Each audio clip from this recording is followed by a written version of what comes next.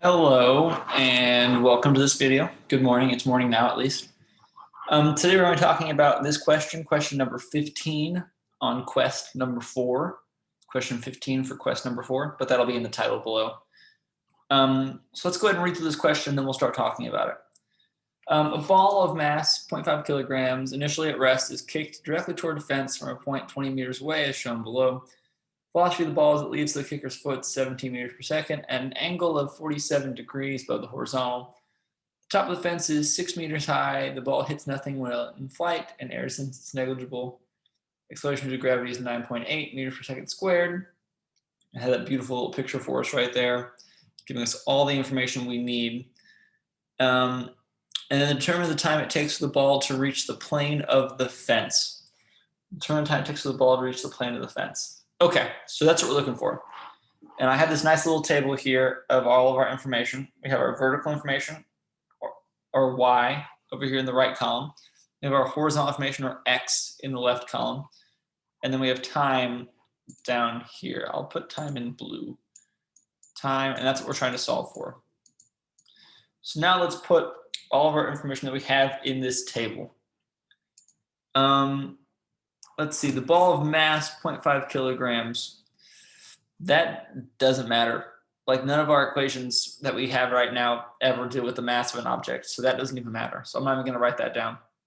I'll put it on here since it applies to both, but it really is something we will never use.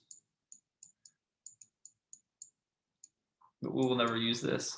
But I'll put it down there just so we have some place to reference it in case, but we won't. Kick the directly towards the fence from a point 20 meters away. So we know in the horizontal, we know that delta x must equal 20 meters. So that's one thing we know. We also know that it's kicked from at a velocity of 17 meters per second at an angle of 47 degrees. So that gives us our initial velocity in the x direction, and let me use this color, our initial velocity in the y direction. But we're gonna have to calculate some things first because it's not there cut and dry yet. Okay, so we have this vector about like that, and it's 17 meters per second. And we're looking for its two components. Its x component and its y component. And then this is VIY. And this one is VIX. And I'm going to go through and fix my color coding here for a second. I'm just going to do this in black. This is our velocity vector that we're given. Like that. And we know that this is 17 meters per second. And this is our angle, theta, which is 47 degrees. So from here, what we can do, we can use our nifty little equations that we talked about before to find our components. So we know that the initial horizontal, VIX, equals the magnitude, which is 17 meters per second, times the cosine of the angle, since it's the adjacent. The cosine of 47 degrees, which gives us, let me put that in my calculator, 17 cosine 47. Double check them in degrees. Awesome. 11.59 meters per second. And then we can do our vertical component, which is VIY, which is the magnitude, 17 meters per second, times the sine of the angle, since it's adjacent, or it's opposite our angle, the sine of the angle, which is 47 degrees. That gives us 17 sine 47, 12.43 meters per second.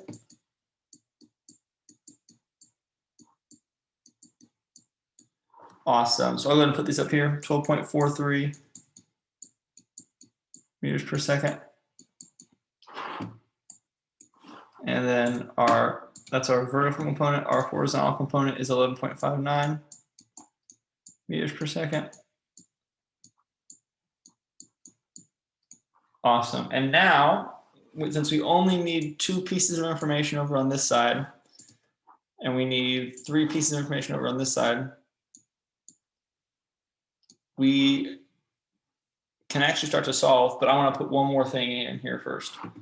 So it says the top of the fence is 6 meters high. That's not how high the ball is when it gets to the fence. It doesn't say that the ball hits the top of the fence. So we cannot use this information yet. In the next parts of this question, you will. But the last thing that we do know is that the acceleration is negative 9.8 meters per second squared, because it's in the air, it's in free fall, so it has gravity as its acceleration in the vertical direction.